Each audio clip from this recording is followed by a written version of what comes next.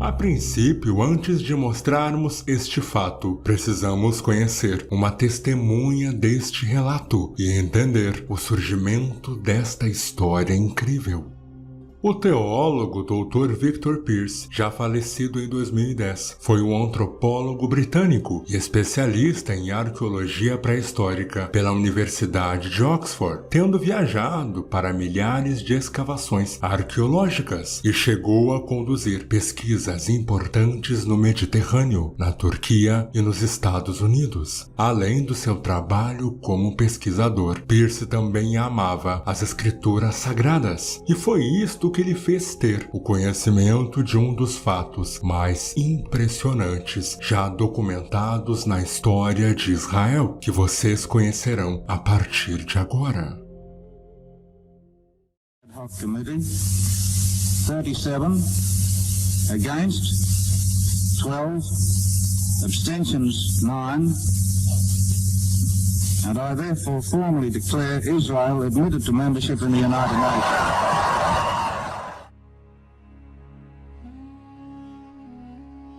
No ano de 1948, após a criação do Estado de Israel, aprovada pelo brasileiro e presidente das Nações Unidas, Oswaldo Aranha, os jornais da época começaram a noticiar que haveria uma grande invasão ao recém-nascido Estado israelense. Pearce afirma que 2 dias após o nascimento de Israel como Estado, ele foi invadido por nações inimigas de todos os lados. Segundo o artigo do antropólogo para o Crossreaders, o principal interesse dos inimigos dos judeus era liquidar de uma vez por todas a Terra Santa, após a aprovação da ONU. No entanto, apesar do plano dos adversários virem a público, nenhum membro das Nações Unidas se mobilizou para impedir tal ato de barbárie ou a tentativa de cancelamento do decreto. Por isso, na época, o mundo simplesmente sentou-se para assistir, esperando o provável e iminente fim do Estado de Israel, conforme os noticiários da época. As forças egípcias invadiram a Palestina pelo sudoeste, capturaram Gaza e avançaram ao longo da costa para se ligarem às tropas da Legião Árabe, dirigindo-se do oeste em direção a Tel Aviv, capital do novo Estado de Israel. Outra coluna egípcia avançou cerca de 48 km por hora através do deserto do sul e entrou em Berseba. As forças libanesas e sírias atacaram pelo norte. As forças do Iraque e da Transjordânia avançaram do nordeste.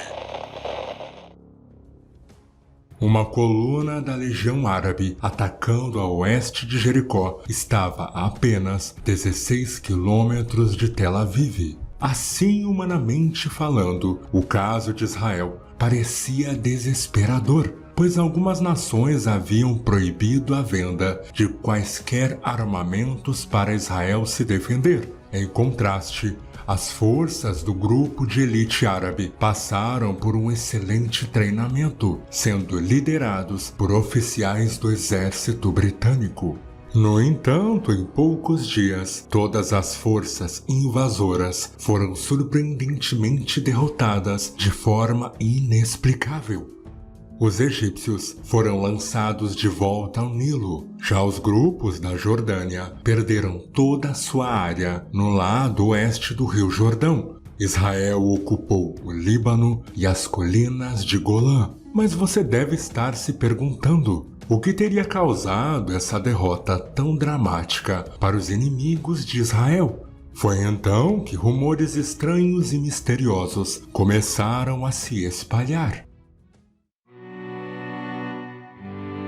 Invasores do sul relataram que foram confrontados por tropas sobrenaturais desconhecidas, com anjos montados em seus cavalos, todos vestidos de branco, e os cidadãos israelenses relataram histórias semelhantes, confirmando a veracidade deste fato.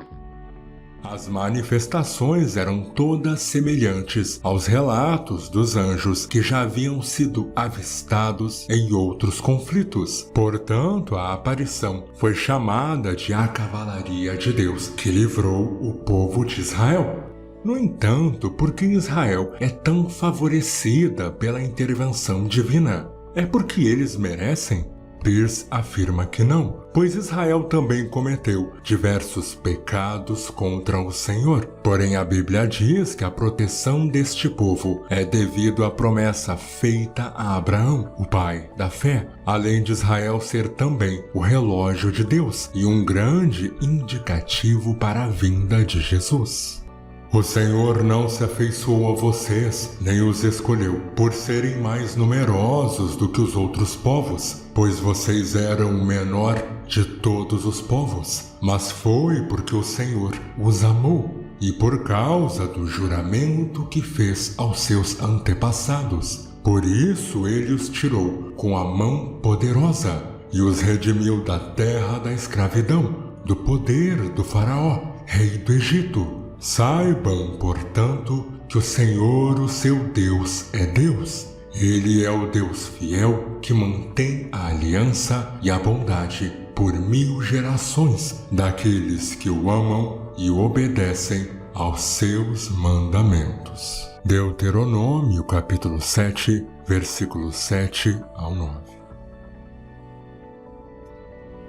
Agora, hoje em dia, você e eu temos a palavra de Deus que prediz o futuro juízo de Deus sobre o mundo. Mas também temos todas as evidências científicas do que pode acontecer. E provavelmente vai acontecer, de acordo com muitos dos nossos cientistas e líderes políticos. E se houve uma época em que o coração dos homens tremeu de temor devido à incerteza do futuro, sem que ninguém soubesse o que fazer, é hoje. E se não encontrarem uma resposta, adeus. Isso se Deus não intervir. E é exatamente o que vai acontecer. Deus vai intervir. Cristo vai regressar. E esta é a gloriosa esperança que todos temos no coração.